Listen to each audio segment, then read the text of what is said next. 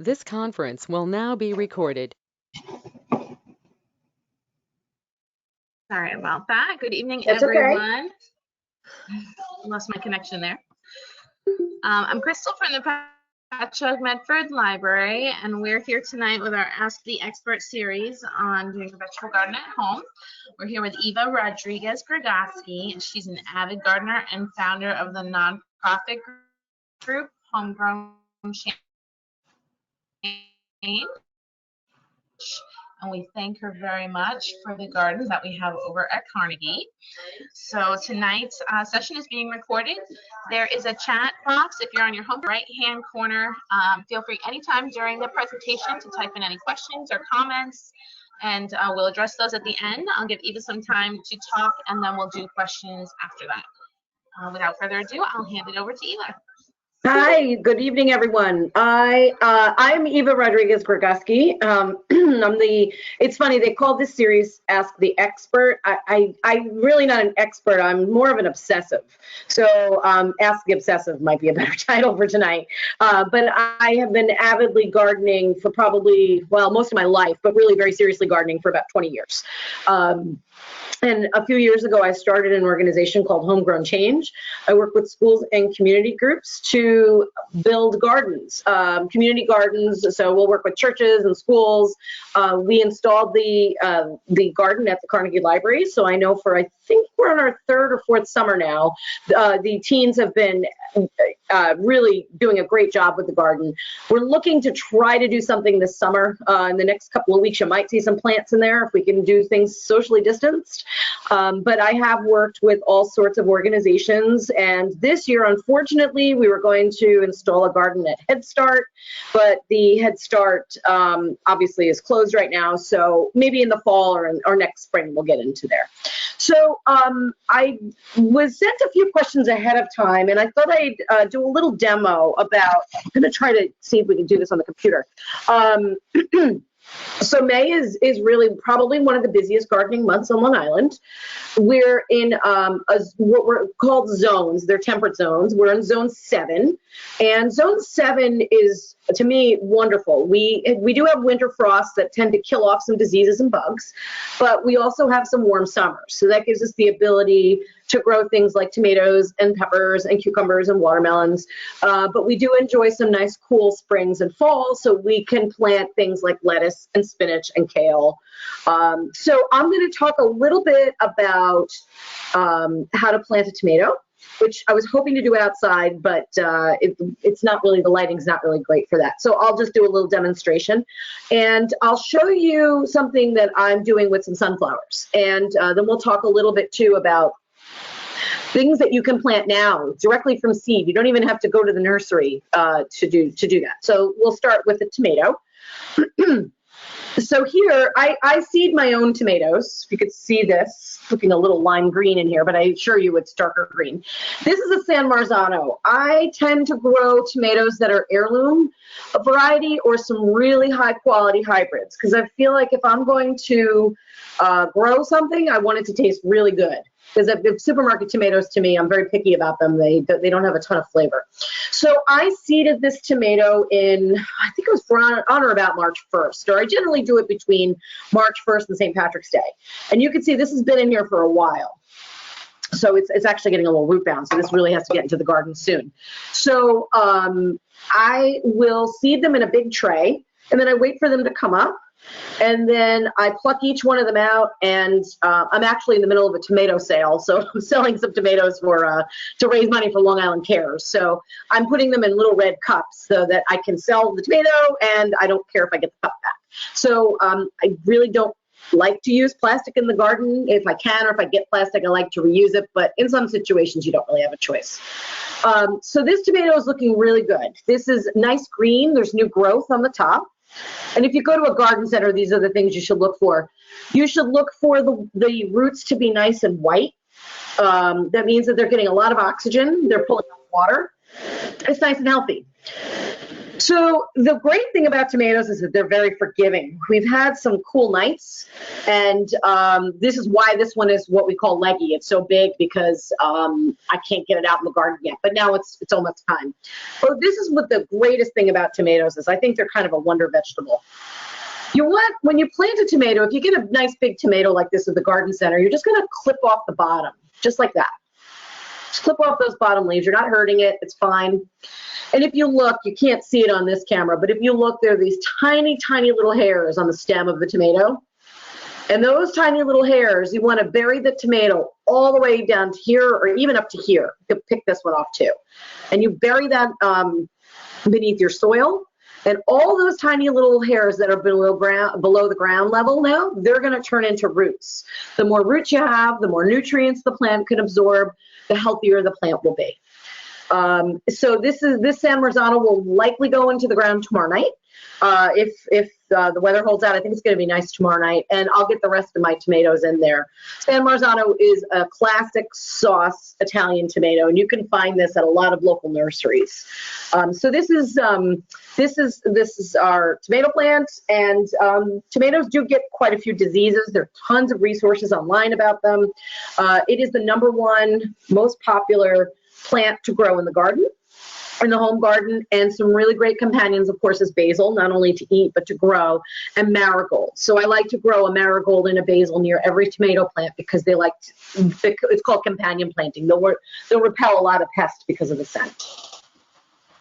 Another thing I started these in early April, and these are actually sunflowers, and they're grown, this is the mammoth variety, just pick that off. And you can see the roots coming through there. You can see that.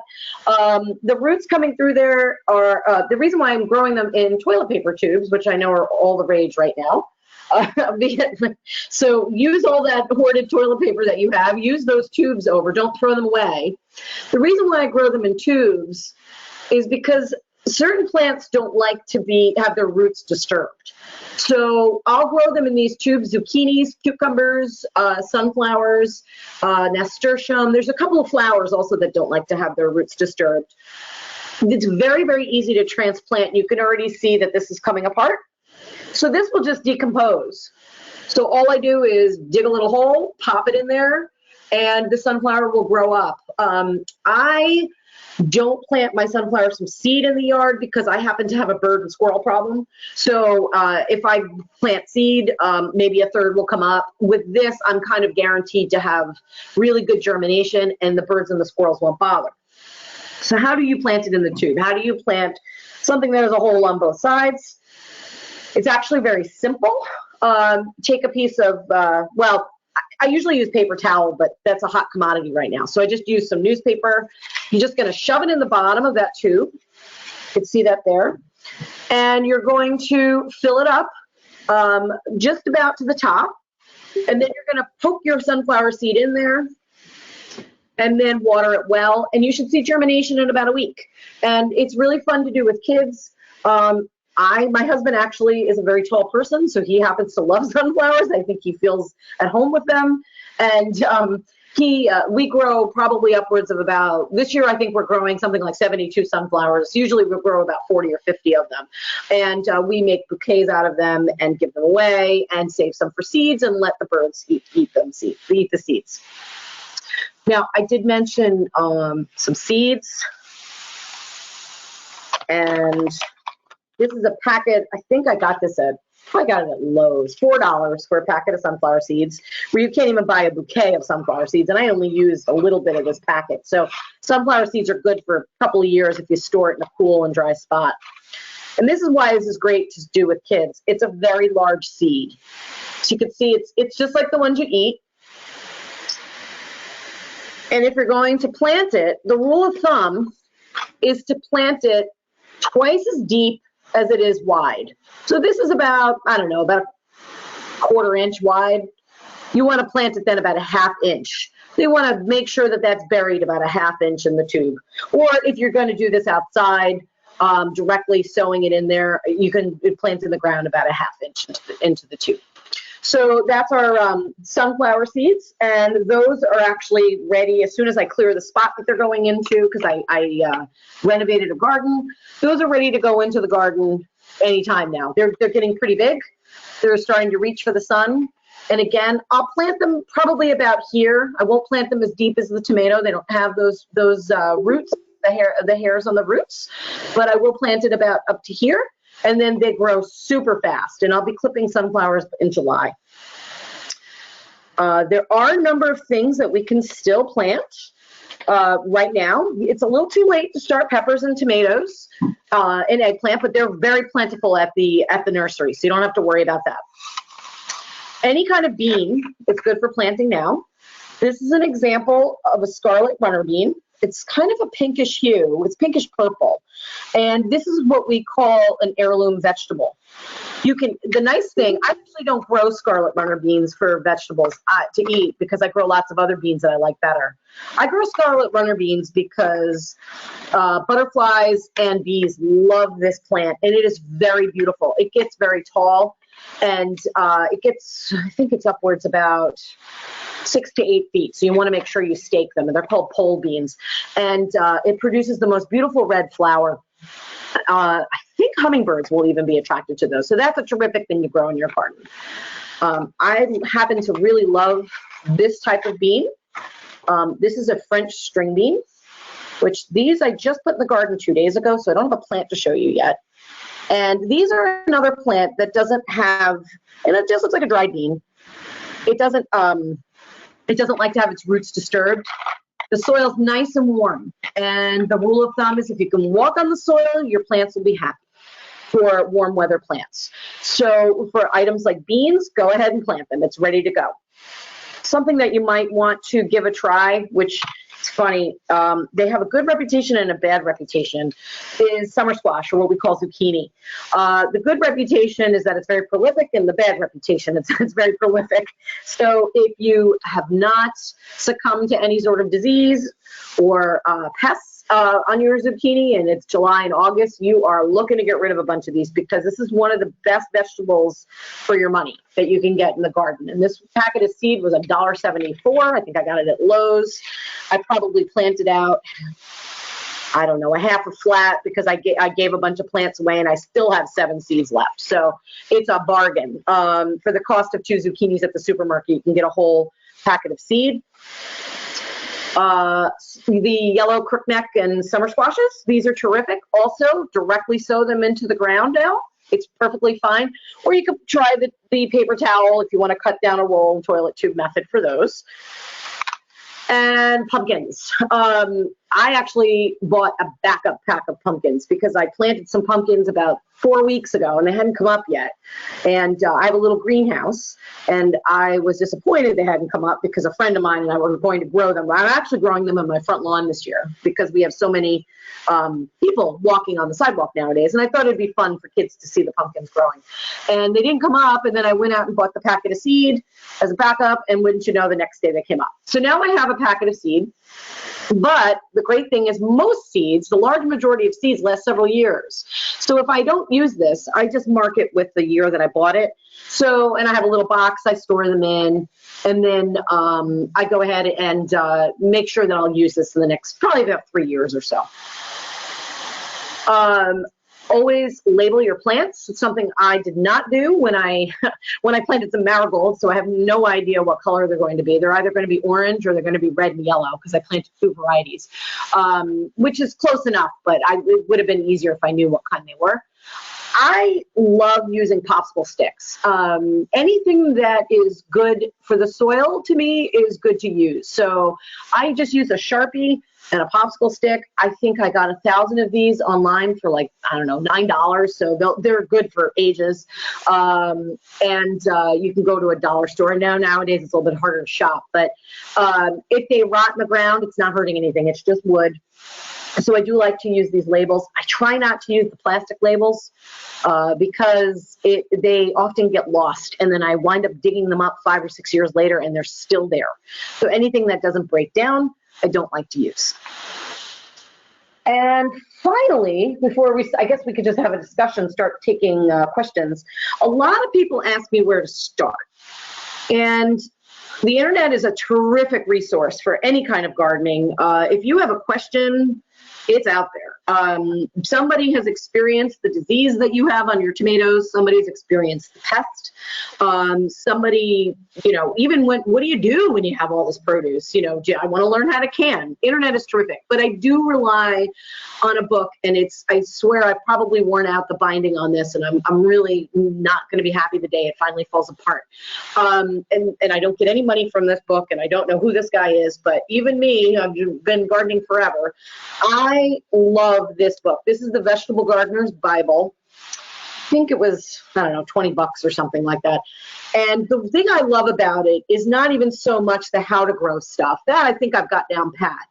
It's the inside, every vegetable and herb that you can think of is in the back, and there's an index to the nutrient requirements and the thing that you can plant with it. Again, we're going back to companion planting. So things like beans and onions don't like each other, so don't plant them near each other. Days till germination.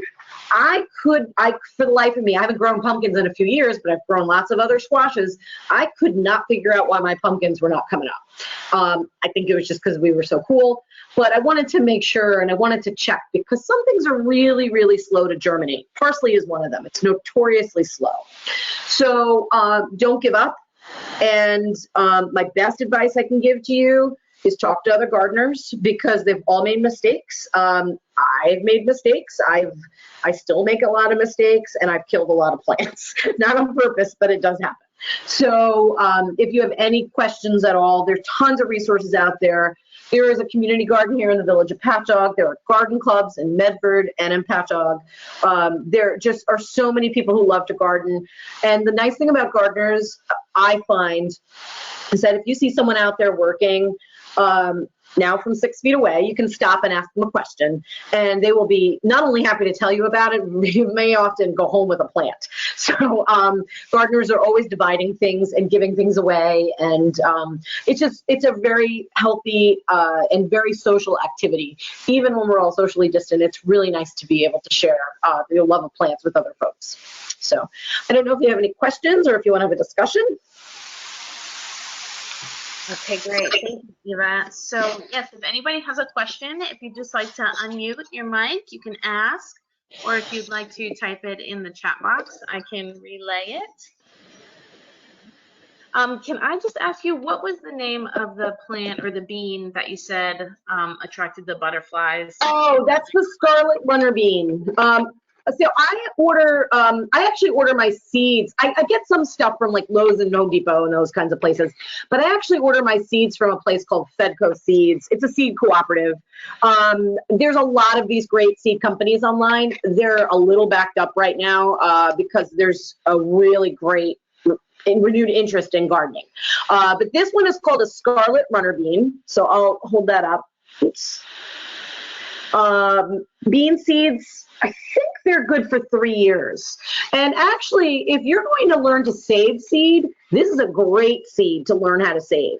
So I don't know, this pack was probably about $2 or something like that. The only reason why I bought some is because I forgot to save it last year. And I think the seeds, I don't think I've bought Scarlet runner bean seeds in 10 years because I keep saving my seed. You wait until the seed is dry on the pod, and then you can shell them out just like you would shell a pea. And they're so easy to plant because they're big. They're like the size of a lima bean, so they're pretty big. And these are very beautiful. So Scarlet runner bean. Great, thank you. One of our attendees, Margaret, says that she has some called Pink Lady runner beans that she saved from last. So you can save them. They're really easy to save.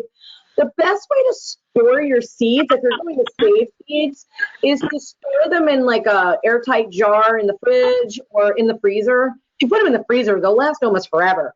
This San Marzano tomato seed, I think, was 8 years old. And I thought, what the heck? Let me see if I can get, if they'll germinate. I have to admit, I did not store it in the best way I could have. It was in a warm closet, and it was still viable. So give it a whirl. There's something called a viability test you can do with seeds, and if you're not sure, if something's going to come up. You take a seed, a couple of seeds, like say 10 seeds. You wrap them in a damp paper towel, not wet, but damp. Put it in a Ziploc bag or plastic wrap. Stick it on top of your fridge. And if you have germination, your seeds are still good. And you can go ahead and plant those. Great. We had another question too. Did you put any dirt in the toilet paper roll? So that's yes. I'm sorry. Yeah, I didn't hear, but yeah, when you fill it up, you're going to fill up your soil to about here. And I use a mixture of potting soil and compost for most of this kind of stuff. I really try, compost is a little heavy for seeds. I do put a little bit in there. I use something called Pro Mix for starting a lot of my seeds. I don't always use that soilless medium, but you want to be a little careful with some seeds that you're starting. But with sunflowers, you could just stick some compost in here or a potting mix, and then they'll germinate and they'll grow fine. They're very forgiving. I have a question. Sure. You mentioned you have a greenhouse. Did you do it yourself? Did you buy it like already in the store? Like, what kind of greenhouse do you have? Yeah, actually, it's my newest thing. So I'm very excited because I start my seeds in the house, and I would start them. I have an old home, like a lot of us do in Patchogue, and I have radiators, and I start flats, and I put them in the basement under lights, and it's a real pain in the neck. I just bought this greenhouse in March, and I was actually supposed to go on vacation, but COVID happened, so my vacation turned into a greenhouse, which has actually been terrific. And it's a Hellram greenhouse, I think. So there's all sorts of different sizes. I researched some greenhouses. I spoke to a couple of friends who have some greenhouses. It's a metal frame and plastic, like polycarbonate size. So it's lightweight, but 2 days after we put it up, we had 70-mile-an-hour winds. And the winds it was fine. I made sure I put stuff in it so it wouldn't blow over. But yeah, my husband and I put that up in a weekend. It was not fun, but it's up and it's never moving. So yeah, it's a great thing if you're a hobbyist, and you could start small. Actually, what we should do in the wintertime, because that's really the best time to talk about gardening, is in the winter.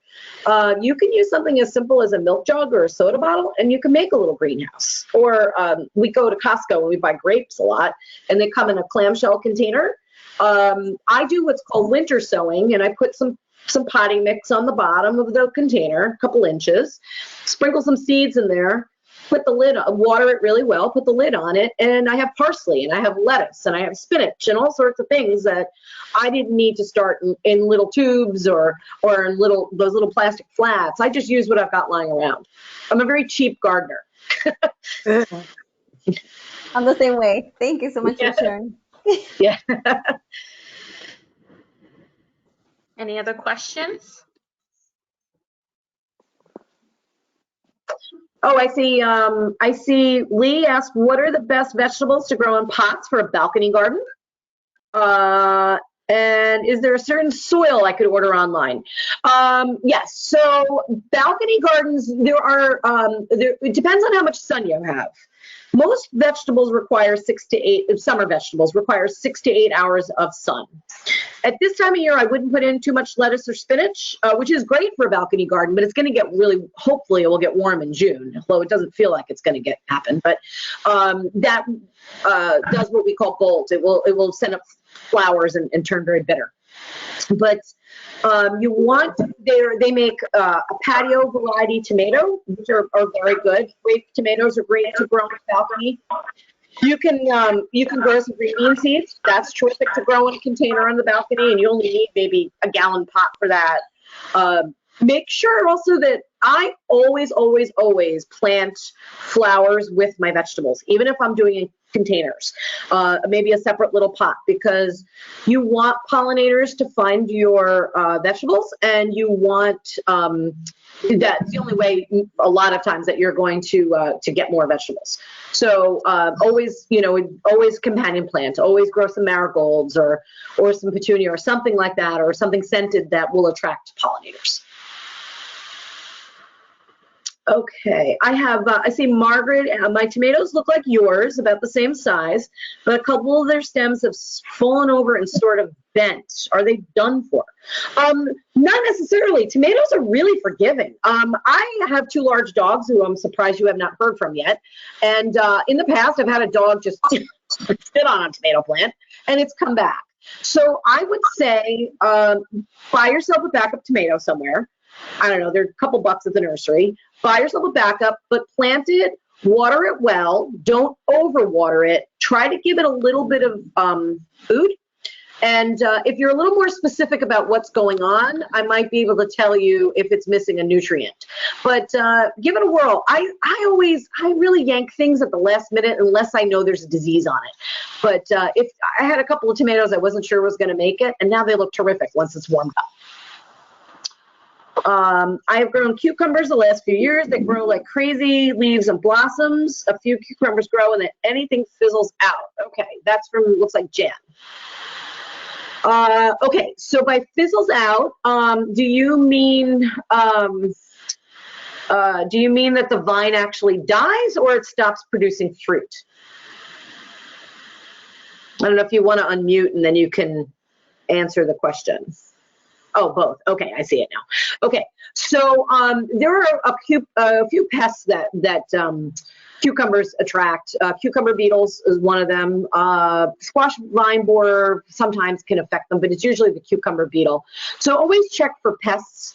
If you're giving your plant too much nitrogen, you'll get lots and lots and lots of green growth, but you won't get any fruit. And that's what happens to a lot of gardeners is they use stuff like Miracle-Gro, which is way too high in nitrogen.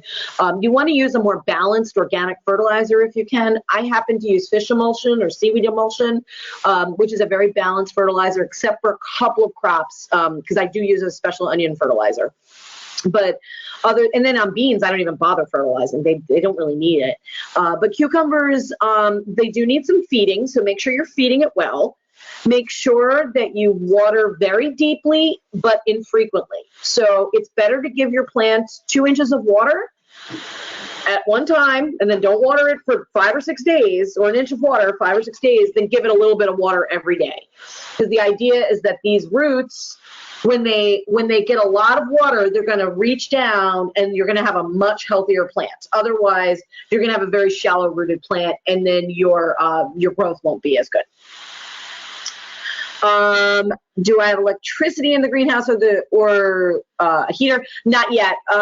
Actually, a friend of mine who's had a greenhouse for several years, he actually said even more than the heater, the best thing to put in there is a fan. So if you're thinking about a greenhouse, it's much better to blow the hot air out because it does get really hot. I've had some over 90-degree days already in there. And it just circulates the air so you don't get a lot of fungus in your greenhouse because that can be really deadly to a lot of plants and wipe everything out very quickly.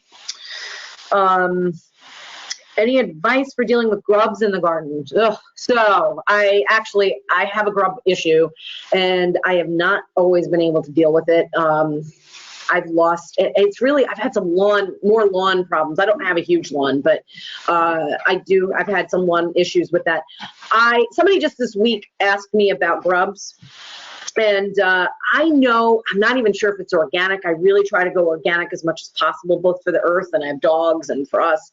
I know Bayer, like the aspirin, makes a grub product. I know people have had success with it. I have not tried it, but I wish I could answer that one. I don't really know. The best thing you can always do is to feed your soil as best you can with compost.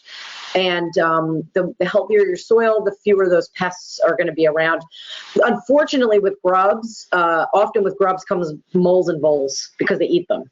So those can be a pain also because they eat your plants from underneath and they'll rip it through and then your plants are done for. So yeah, if anybody comes up with a great grub solution, I'd like to know what it is. Okay, do you compost? What is the best items to add to the compost to help plant grow? Yes, I am an avid composter. We compost everything. My husband and I throw away probably 1 bag of garbage a week, if that much. We really don't compost. We compost almost everything that is organic in nature, and we'll even compost things like junk mail. We have a paper shredder, so we'll throw that in there. There are some really, really terrific guides on composting.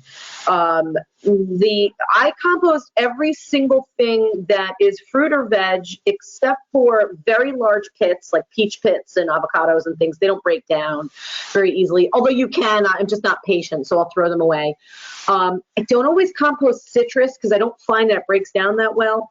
And I compost, I don't ever compost any sort of meat product.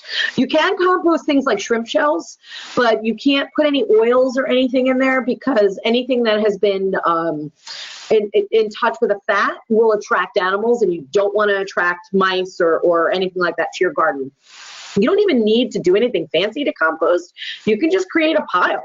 And it should not smell because it should be a good balance of what we call greens, so like grass clippings or your banana peels and your garden scraps or your vegetable scraps, and what we call browns, which is our junk mail and shredded newspaper and our chopped up leaves and those types of things in the garden. There is some really great stuff on the internet about composting. It's super easy to get started.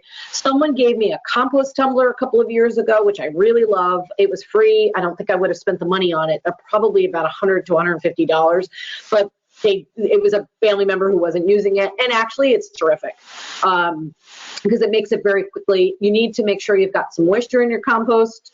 With the tumbler, it's fully enclosed so that you do, and compost is terrific. It is the healthiest thing that you could do for the garden, and it keeps a lot of stuff out of the landfill. Oh, and also you want to make sure, one key thing about compost, you want to make sure that your compost is, quote, finished before you spread it in your garden. And you'll know your compost is finished when it looks like dirt, when it all breaks down and you don't have any big chunks of things. You might have a few chunks of eggshells. I do compost eggshells, and but anything big, like you don't want some banana peels and potato peelings and all that kind of stuff in there, because you won't. It will attract pests then to your plants. So make sure that your compost is finished. And I use it as a top dressing all the time. I go through a lot of compost, so I tend to order probably every 2 years or so. I'll order from a mulch company. I'll get good compost. I do know of a company that's pretty decent, that has good compost. If you know a horse farmer, that's terrific. Pick up some aged horse manure. You want it to be at least 6 months old so it doesn't burn your plants. But there's lots of different things you can compost. Instead of putting all your leaves and your grass clippings to the curb, compost them. It's a lot healthier. It's a lot less waste, and it's going right back into your soil. Laura, hello, Laura. Laura, I always run into problems when I move my seedlings outdoors. What is the best rule of thumb to getting them hardened? Okay, hardening off. Hi, Laura. So hardening off is something that is kind of a pain in the butt, but it is super important or you're going to lose your plants and all that good work that you did, it goes out the window. So, like I said, I started this in early March and or mid-March, I guess. By April 1st, it was maybe here. April 15th, it was here. It gets bigger and bigger. It's time to get it out outside. I start moving my warm weather plants out around May 1st. Lettuces and spinach, I usually winter sow, so I don't have to harden them off because I've already sown them outside in my little grape containers.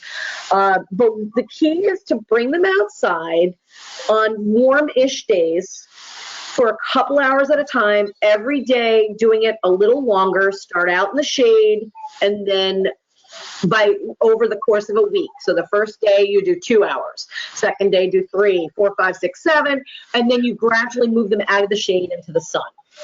And the idea of hardening off is that you don't want to shock them. It's like going outside without a coat on, right? So it is a pain in the neck, I know. It's why I bought the greenhouse, because hardening seedlings is a lot of work if you do a lot of seedlings. You're constantly bringing things back in and forth, and you're not always going back under the lights and everything else. But it's miserable for 1 week in May, and then you're done. So do take that time. That's really, really important to do that.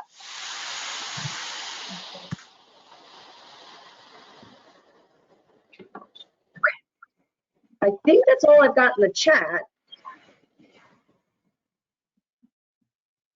Carolyn wants to confirm that it's only 1 week of hardening off. Yeah, about a week. This was a very strange spring.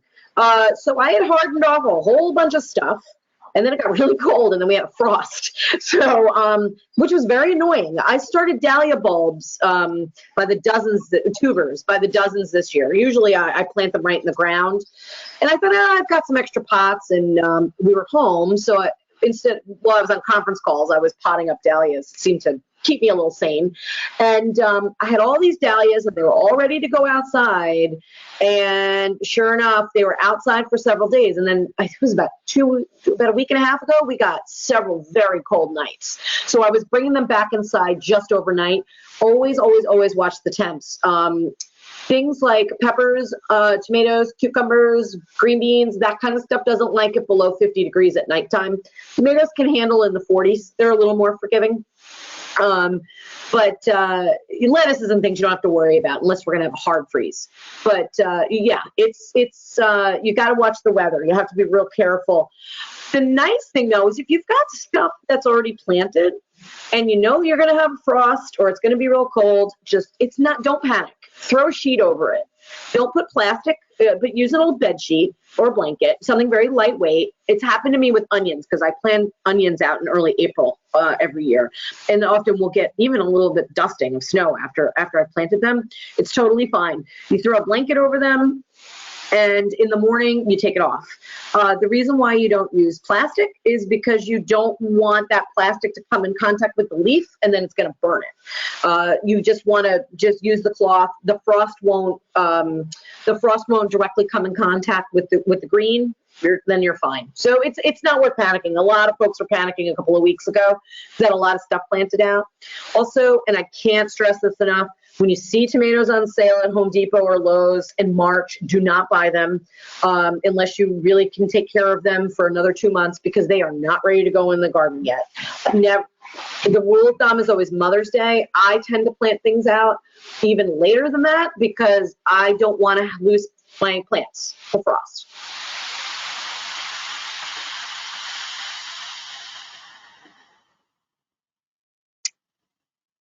Okay, does anyone else have any questions or do they have any issues or diseases or anything that they like to grow?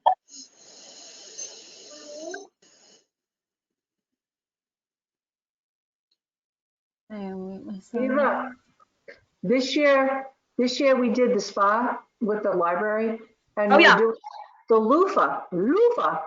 So I think we're going to need a long growing season for that. And I have not put that in the ground yet. Yeah, loofah. So I read about the loofah after I got those seeds, and they're in a pot. Mine have not come up yet, so I'm not sure I'm going to get a loofah this year. But I have some seeds, so I'll do it again next year, which is fine. So what I've been reading about loofah is that it's not so much about the growing, it's the drying. So you need that extra time at the end of the season for it to dry to make that sponge, and then you can take it off and harvest it and cut it.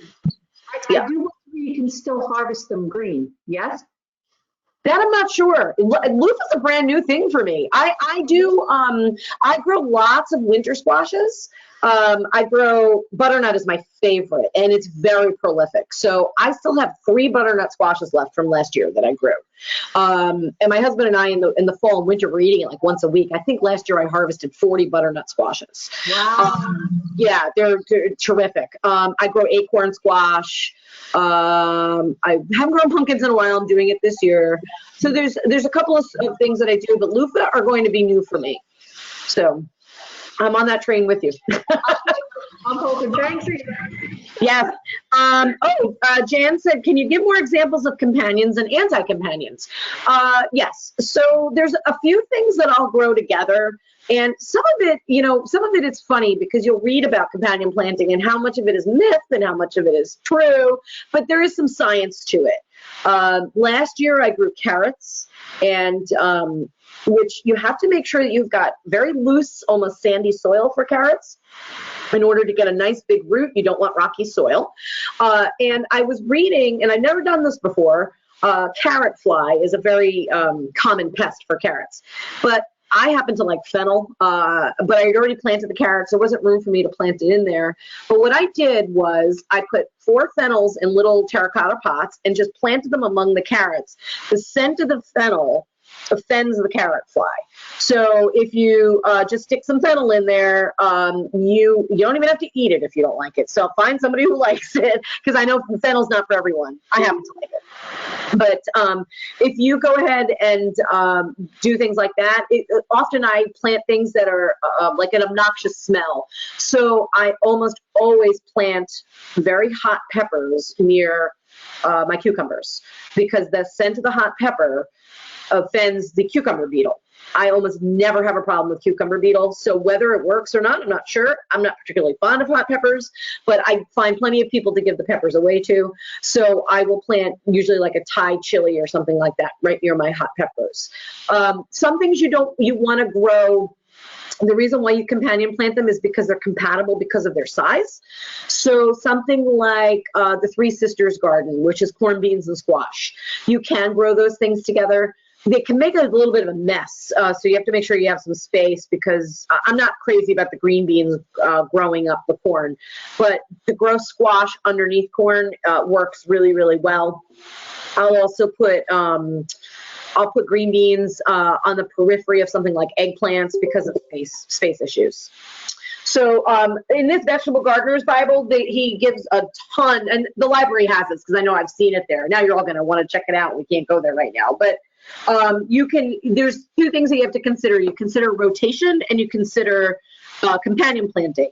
Rotation is important because certain plants draw more nutrients out of the soil, or might leave behind, say you had tomato diseases. You don't want to put, say, eggplants in there the next year because they're the member of the same family. It's called the nightshade family. So you can rotate. Don't get too hung up on that kind of stuff. It's really not that important, but it is something that you do want to consider. I will say, we were talking about compost before. I make it a habit to never compost my tomato vines. I'll compost tomatoes, but I never put the vines in because almost always there's some sort of blight here on Long Island, usually a late blight. So my neighbors have gotten it. Blight is airborne, and it's just not worth it. So I usually throw tomato vines in the garbage. I don't bother with composting that, but I compost just about everything else. Margaret says her loofah is already in the ground and is already about 8 inches high. That's great. So yeah, no, you should be okay with the loofah. I was just behind. So it's the only reason why I haven't done mine yet, but that's terrific. And hopefully our temps are going to stay pretty normal. So that should be good. Do I have any experience with aero gardens? I have a thick algae growing on half of my pods, but the other half are growing beautifully. No, I have not. I know a lot of folks who have used aero gardens.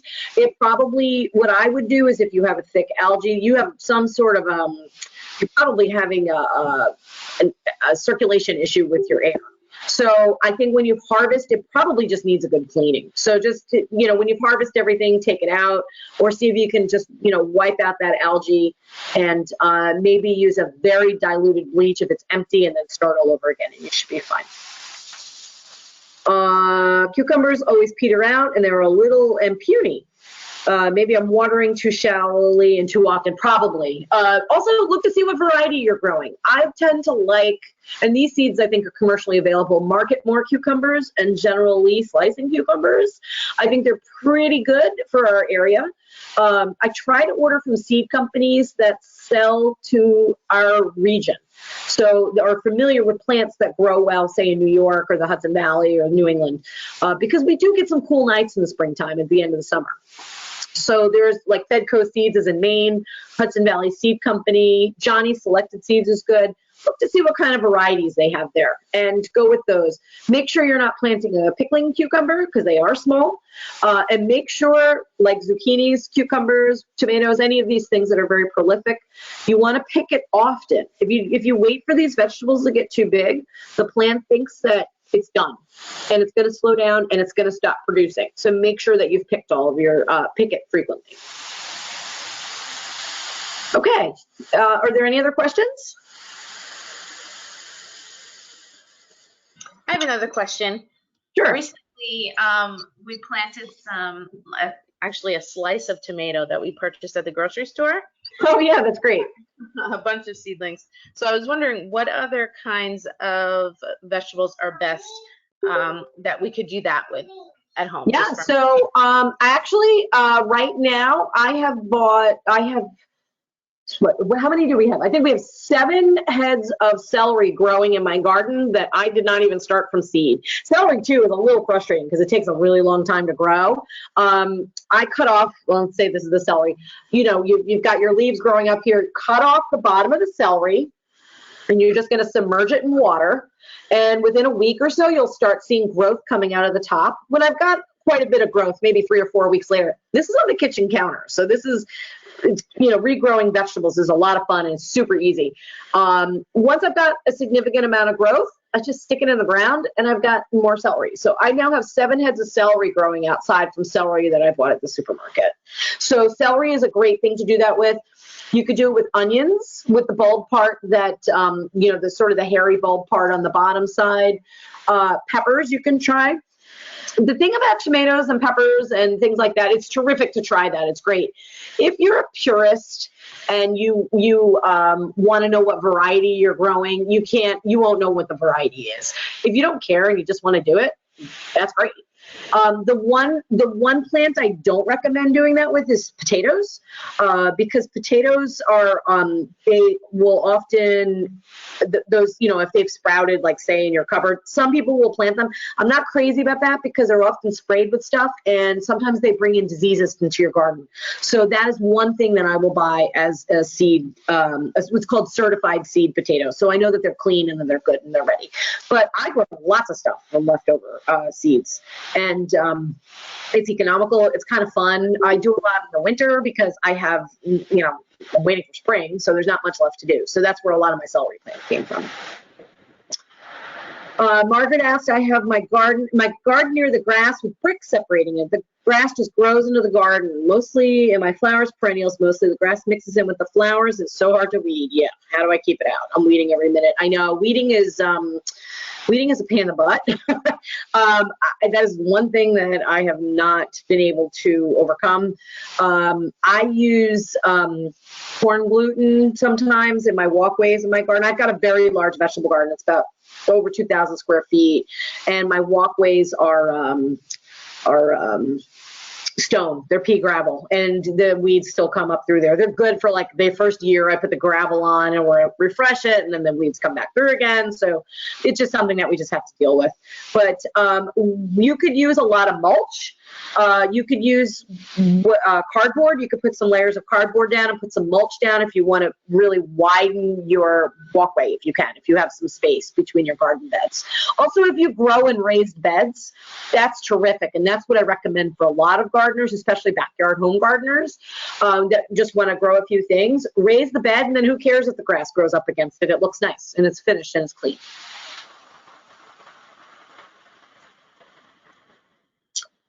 And Lee, I think Lee left, but thank you, Lee. Okay. I don't know if anyone else has any other questions.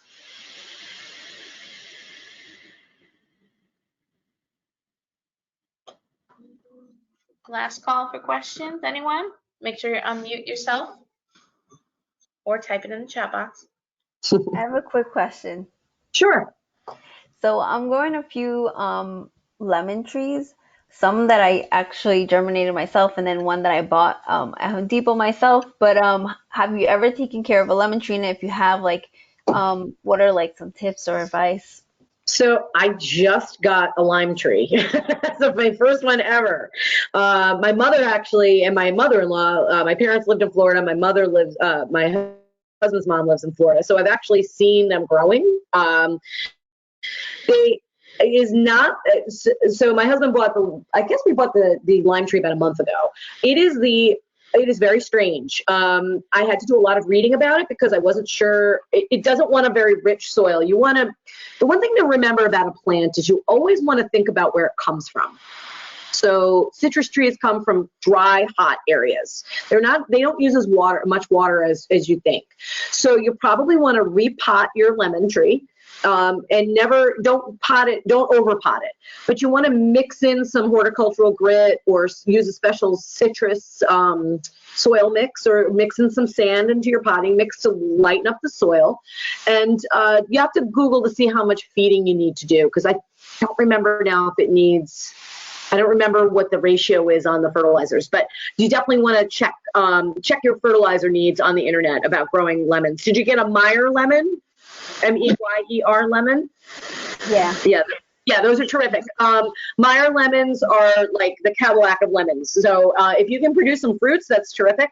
Our lime tree just flowered, and it was flowering when we bought it, and now there are tiny, tiny little limes on it. So I'm really interested to see what happens this year. And now that I have a temperate environment of the greenhouse, I can put it somewhere. And then, of course, in the wintertime, it has to come inside. The one thing, though, about lemons and limes, I do know, and I knew this in the past, for home stuff, you want to make sure you wipe those leaves off, because they can get different diseases. So just make sure that the leaves are clean. And always, a good rule of thumb when you're watering anything, lemon, lime, tomato, whatever you've got, the best way to water something is not only water deeply and infrequently, but it's really to water at the soil line. First of all, you're going to waste a lot of water. It's going to absorb that in, but you're going to keep disease and fungus off your leaves. So make sure you water that lemon and lime right at the soil line. Don't spray it. Okay? Oh, thank you. I was so nervous. Thank you. You're welcome.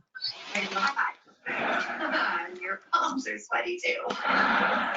Yep, somebody's watching TV. I wasn't sure if I was welcome. This is ridiculous. You guys are best friends. Of course he wants me here. He really seems to be doing pretty well without me. He was. Second? Okay. Let's call for questions. Anybody else? Okay. Dr. Kaiser Pauling, I just wanted to tell you that was amazing. Counterpoint. To the car. Oh, it's a sitcom. Okay. Okay. I did put in our email address, the community engagement at PMLIB.org, if you have any further questions or if you have any comments or feedback about tonight's program. We thank you, Eva, so very much. It was very educational. Let's see, did anybody else have a question? No? Are we good? Just want to make sure. Okay. Well, Great. thank you for having me. Thank you very much. I hope everybody has a great evening. Okay, thank you. Good night. Good night, everyone.